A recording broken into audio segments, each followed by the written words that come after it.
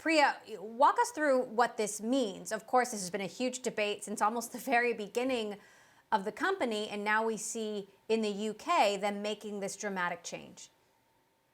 Exactly. This issue has been ongoing in the company's entire history. It's been a push and pull for years now. So to see this happening now, it's definitely a big turning point, to say the least. And as you mentioned, drivers will be entitled to a minimum wage that shakes out to about $12.11 when you convert to US dollars, vacation pay based on about 12% of their earnings every 2 weeks.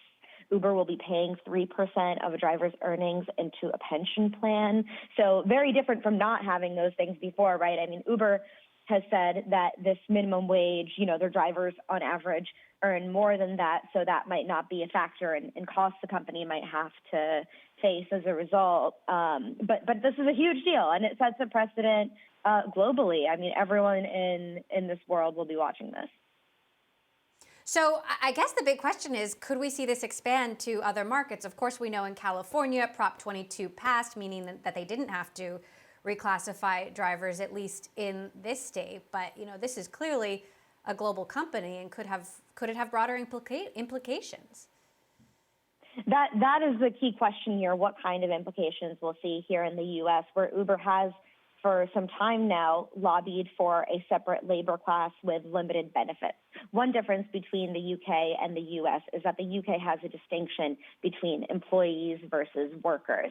And in this change, these Uber drivers will be classified as workers. Now, in the US, we don't have that, and Uber has been lobbying for a separate labor class with limited benefits, like I mentioned. But you've got to think this is going to influence policymakers worldwide who are watching.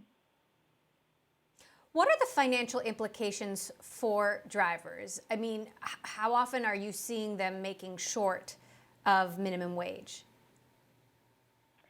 Uber says that the added costs to the company will mostly come from holiday payments, so for that vacation fund and the pension contributions, rather than this minimum wage.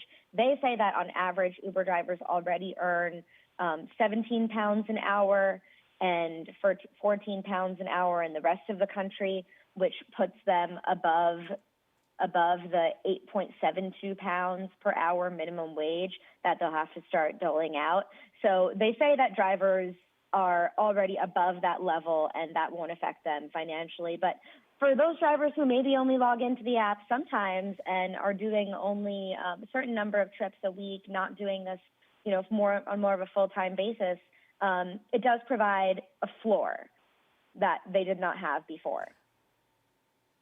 Could this have an impact on gig economy companies more broadly? Obviously there are a number of different ride-sharing companies around the world, different food delivery companies that are bigger in Europe than elsewhere. Could this have a ripple effect across the entire sharing economy ecosystem? Given that Uber is one of the most prominent companies in this space and really defined this whole category over the years of gig labor, they were at the forefront of this.